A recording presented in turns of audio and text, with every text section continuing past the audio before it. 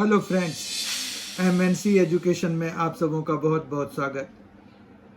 MNC education welcomes you all in its program on series on quantitative aptitude, in which questions are taken from SSC CGL 2019 Tier 1, whose exams were held in the month of March 2020. This is set 21 of that quantitative aptitude. Though the medium of instruction is Hindi, but sometimes English is also used here. यहाँ पर जो हम अभी करने जा रहे हैं वो सेट 21 है। इसमें क्वांटिटेटिव एप्टीट्यूड के क्वेश्चंस जो कि एसएससी सीजीएल 2019 टायर 1 से लिए गए हैं, जिनका एग्ज़ाम मार्च 2020 में हुआ था, मार्च 2020 में हुआ था। तो ये ऑनलाइन मोड के पेपर्स हैं जिनमें जो क्वांटिटेटिव एप्टीट्यूड के क्वेश्चंस थे उनको हम 10-10 के सेट्स में लेकर पढ़ रहे हैं, देख रहे हैं कि कैसे क्वेश्चंस आए थे, उनको हल कर रहे हैं। आज का सेशन शुरू करते हैं। आज का पहला क्वेश्चन है 1 - 2 sin square theta into cos square theta upon cos power 4 theta plus sine power 4 theta -1 का मान ज्ञात कीजिए। अब देखिए, इसमें ये जो क्वेश्चन अगर हमें अटेम्प्ट करना है तो 1 को हम और क्या लिख सकते हैं? 1 को हम लिख सकते हैं sine square theta plus cos square theta. फिर अगर 1 ही है ये, तो उसका स्क्वायर अगर करा देंगे तो भी कोई फर्क नहीं पड़ेगा। बाहर हमारे पास 2 sine square theta cos square theta दिया हुआ है, अपॉन में cos power 4 theta plus sine power 4 theta है और -1 है। ठीक है, इस तरह से जब हम इसको a + b होल स्क्वायर पर खोलेंगे तो हमें क्या मिलेगा? हमें यहाँ पर sine power 4 theta cos power 4 theta plus 2 sine square theta into cos square theta मिलेगा, और फिर ये -2 sine square theta into cos square theta तो जो है सो है ही। उसके बाद cos power 4 theta plus sine power 4 theta जो डिनोमिनेटर है, वी विल कॉपी इट। ठीक है, यहाँ पर अब अगर देखें तो इन दोनों का साइन और मैग्नीट्यूड, साइन अपोजिट है, मैग्नीट्यूड सेम है, इसलिए ये दोनों कैंसिल हो जाएंगे।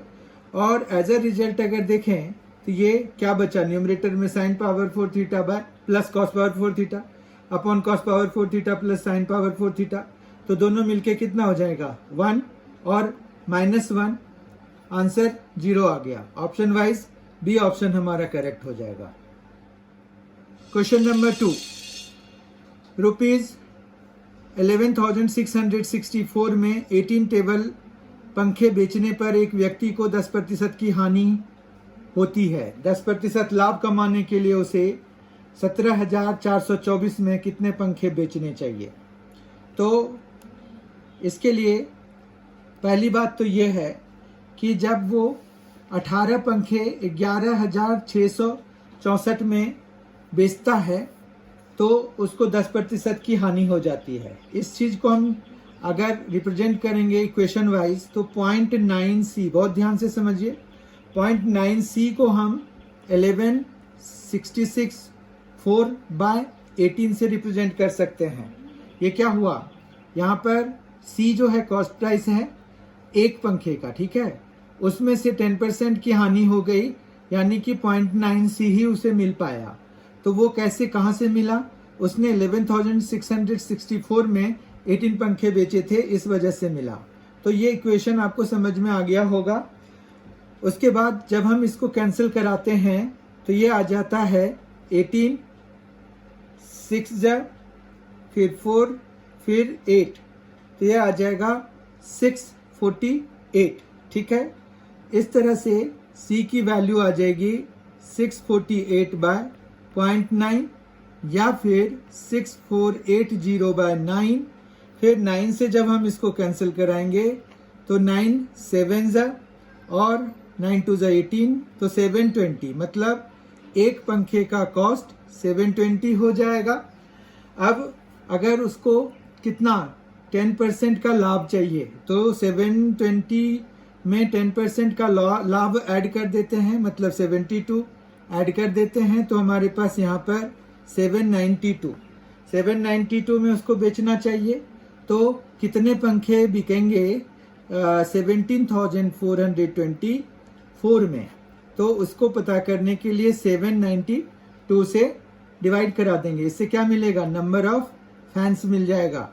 ठीक है, तो ये जब 792 से 17,424 को डिवाइड कराते हैं तो ये आ जाएगा 22। ठीक है, तो नंबर ऑफ फैंस कितने हो गए, 22। ऑप्शन वाइज सी ऑप्शन हमारा करेक्ट हो जाएगा। क्वेश्चन नंबर 3, इस आकृति में एंगल ए 100 डिग्री है तो एंगल सी का मान ज्ञात कीजिए। तो ये देखिए, एंगल में अगर एंगल ए जो है, इस आकृति में एंगल ए 100 डिग्री है और ए हमें सी का मान ज्ञात करना है, और ए प्लस सी जो होता है 180 होता है, तो ये कितना हो जाएगा, 80 डिग्री हो जाएगा। इस तरह से ऑप्शन बी हमारा करेक्ट हो जाएगा। क्वेश्चन नंबर 4, 10 पुरुष या 12 महिलाएं एक ही काम को 10 दिनों में पूरा कर सकती हैं। यदि 5 पुरुष और 2 महिलाएं एक साथ काम शुरू करते हैं तो उन्हें काम पूरा करने में कितने दिन लगेंगे। ठीक है, तो 10 पुरुष जो है अगर एक काम को 10 दिन में करते हैं तो एक पुरुष जो है कितना, एक दिन में कितना पार्ट काम करेंगे, तो 1/100। ठीक है, ये समझ में आ गया। 10 पुरुष 10 दिनों में एक काम पूरा करते हैं, तो एक पुरुष 100 दिन में एक काम पूरा करेंगे, तो एक मैन जो है 1/100th part of the work will do in 1 day, right. एक दिन में एक मैन। फिर एक वुमन जो है वो 1/120th part of the work करेंगी। क्यों, 12 महिलाएं 10 दिनों में, तो एक महिला 120 दिन में पूरा करेगी वही काम, तो एक महिला एक दिन में कितना पार्ट काम करेगी, 1/120। ठीक है, फिर ये कह रहे हैं यदि 5 पुरुष और 2 महिलाएं, मतलब 5 मेन और 2 महिलाएं, मतलब 5/100 प्लस 2/120। ठीक है, तो उन्हें काम पूरा करने में कितने दिन लगेंगे, बस इनको ऐड कराइए, take the reciprocal and you will get the answer. अब बताइए 100 और 120 का एलसीएम कितना होगा। 100 और 120 का एलसीएम कितना होगा, तो फॉर सिंप्लिसिटी हम 600 ले लेते हैं। तो यहाँ पर ये 6 5 30 हो जाएगा, प्लस 5 2 10 हो जाएगा, तो ये 40/600 हो गया। तो ये कैंसिल होके यहाँ पर 15 आ गया। ठीक है, तो ये 1/15th पार्ट जो है एक दिन में कर रहे हैं, तो number of days taken will be 15 days. As a result option D will be correct. Question number 5, very easy question. 151 square minus 149 square का मान बताइए। तो यहाँ पर 151 प्लस 149 एक बार आएगा और 151 माइनस 149 आएगा। ऐसा क्यों, क्योंकि A square minus B square लगाएंगे तो we will get like this one. इन दोनों को ऐड कराते हैं तो 300, इन दोनों को सब्ट्रैक्ट कराते हैं तो 2। As a result 600। Option wise A option correct हो जाएगा।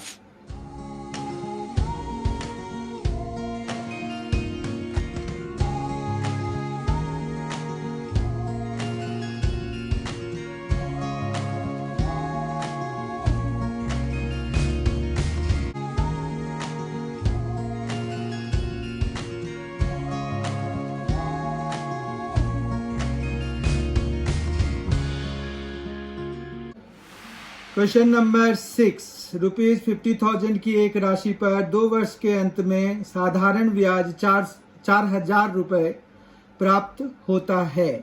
उसी राशि पर समान अवधि के लिए समान ब्याज दर पर चक्रवृद्धि ब्याज क्या होगा। ठीक है, यहाँ पर क्या कह रहे हैं कि पहले दिया क्या है, P दिया हुआ है 50,000, 2 वर्ष का समय है, साधारण ब्याज की वैल्यू दी हुई है। अब SI क्या होता है, वो होता है PTR/100। वैल्यूज लगा देते हैं, तो SI हमें 4000 है, एक P हमें 50,000 है, फिर टाइम हमें 2 साल का दिया हुआ है, आर हमें पता नहीं है तो स्मॉल आर हम सपोज कर लेते हैं, 100 हो गया, ये 2 कैंसिल हो गए, ठीक है। तो 1 2 इधर भी 1 2, ठीक है।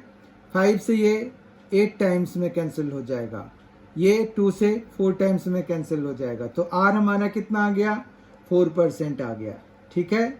आर हमारा 4% आ गया।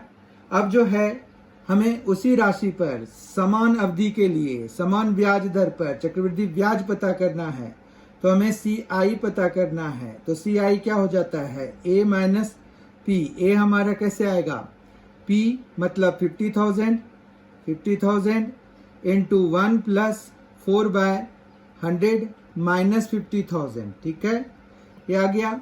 अब जो है हम इसको सॉल्व करेंगे तो 4 से ये 25 टाइम्स में, तो यहाँ पर क्या आ जाएगा, 50,000 इंटू 26/25, और ये कितने साल के लिए है, 2 साल के लिए, तो स्क्वायर लगेगा, तो यहाँ पर 2 बारी 26/25 आ जाएगा, माइनस 50,000 हो गया, ठीक है।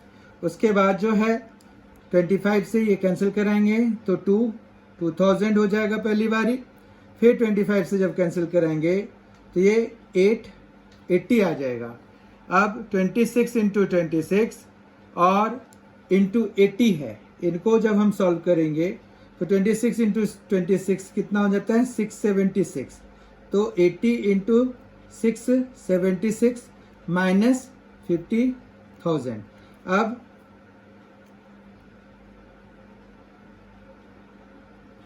ये कितना आ जाएगा, एक जीरो भी आएगा, 8 आ गया, 0 4 5, तो 54080 और माइनस हमें कराना है 50,000। तो जो हमें कंपाउंड इंटरेस्ट आया 4080 का आया। ऑप्शन वाइज बी ऑप्शन हमारा करेक्ट हो गया।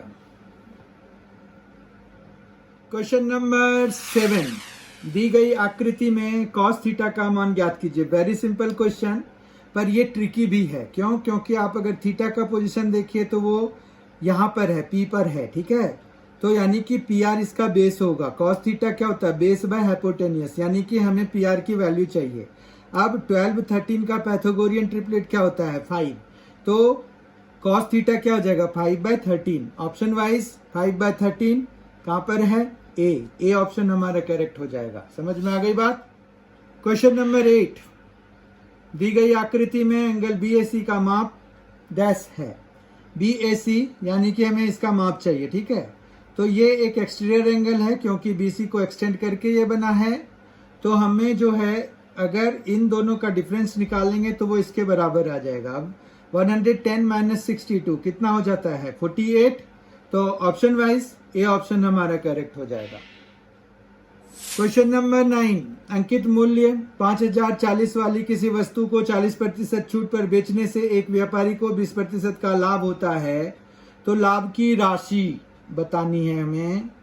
तो यहाँ पर लाभ 20% का हुआ है, तो 1.2 C के बराबर उसको अंकित मूल्य का 40% डिस्काउंट देने के बाद, यानी कि 60% ऑफ अंकित मूल्य जो भी है, तो 60% ऑफ अंकित मूल्य अगर निकालना है तो 0.6 से आपको इस अंकित मूल्य को मल्टीप्लाई कराना पड़ेगा, ठीक है। तो यहाँ से हमें C की वैल्यू निकल आएगी, ठीक है। तो ये आ गया 0.6 इंटू 5040 अपॉन में 1.2, पॉइंट दोनों सेम पोजीशन पे हैं तो ये खत्म हो जाएंगे।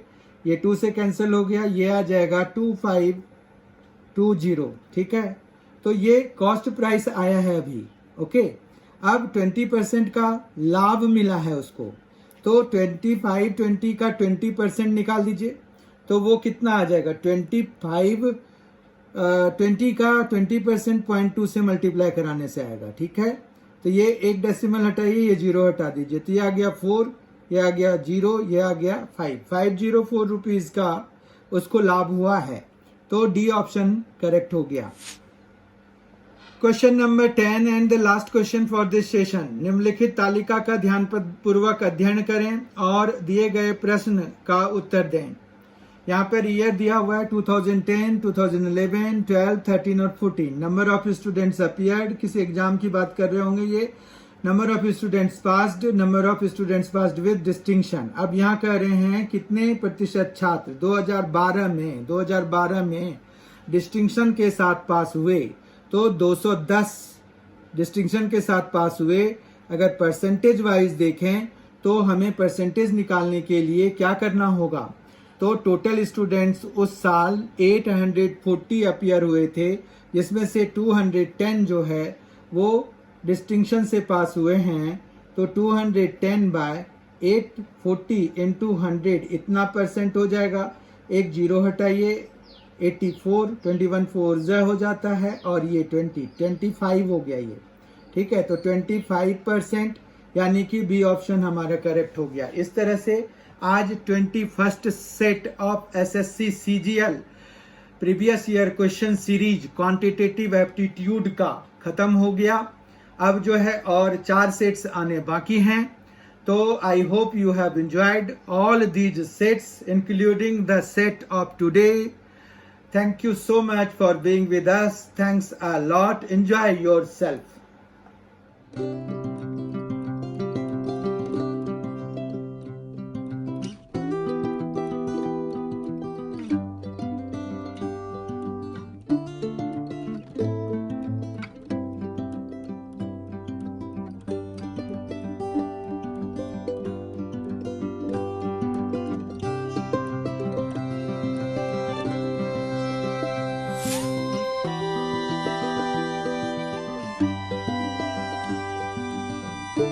Thank you.